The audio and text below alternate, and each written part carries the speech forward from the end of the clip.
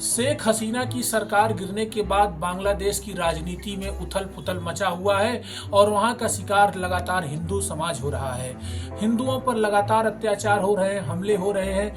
नए प्रधानमंत्री की नियुक्ति भी हुई, लेकिन इसके बाद भी हिंदुओं पर हमला नहीं रुक रहा है। अभी विगत 2 से 3 दिन पहले वहां स्वामी चिन्मयानंद जी पर हमला हो गया, उन्हें जेल में भी डाल दिया गया। तमाम उनके ऊपर अत्याचार हुए, हिंदू मंदिरों को तोड़ा जा रहा है। इसको लेकर के अयोध्या के संतों में भी रोष है और मेरे साथ इस वक्त बड़ा भक्तमाल पीठाधीश्वर अवधेश दास जी जुड़ेंगे और बांग्लादेश में हो रहे हिंदुओं पर अत्याचार पर वो अपनी क्या राय रखते हैं, किस प्रकार से जवाब देते हैं, इस बात को हम जानते हैं। जी स्वामी जी। ये बांग्लादेश में जो हिंदुओं पर अत्याचार किया जा रहा है, इस अत्याचार का जो साइड इफेक्ट होगा वो बहुत गलत होगा। क्योंकि अगर बांग्लादेश और पाकिस्तान के हिंदू मारे जाएंगे, अत्याचार होगा, तो हिंदुस्तान के अन्य लोगों का क्या हाल होगा? इसका साइड इफेक्ट यहाँ जाकर के गिरेगा।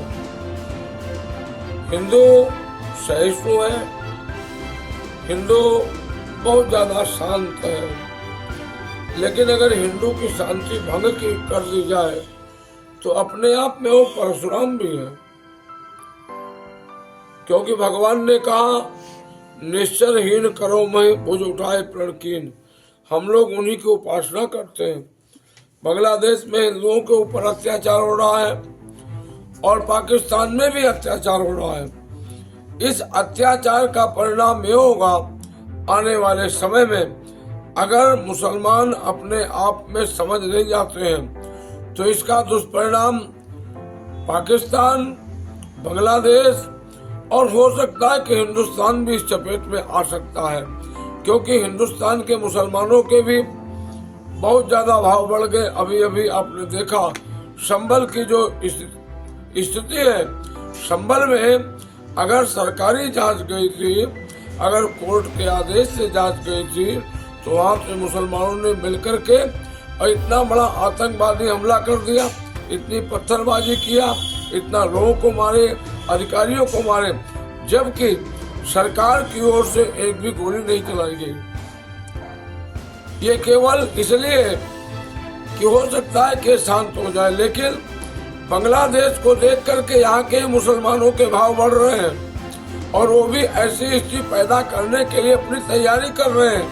लेकिन इस बात का जरूर ध्यान रखना चाहिए कि हिंदू भी अपने आप में सशक्त हो रहा है। जो राजनीतिक लोग ऐसे लोगों को संबल दे करके और सनातन को समाप्त करने का प्रयास कर रहे हैं, क्योंकि आजकल हिंदुस्तान में एक क्रेज बन गया है राजनीतिक लोगों का कि हिंदुओं को दबाओ, हिंदुओं को गाली दो, हिंदू देवी देवताओं का अपमान करो और अपमान करके अपनी प्रतिष्ठा मुसलमानों में या अन्य लोगों के बीच में बढ़ाओ।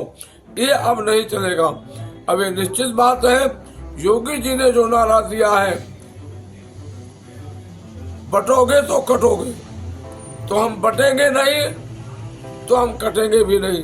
अब ये निश्चित बात है, हिंदुस्तान का हिंदू भी अपने आप में एकता का परिचय देगा, अपने संगठन का परिचय देगा और परिचय दे करके ऐसी आसुरी शक्तियों का मुकाबला करने में हम लोग सक्षम होंगे।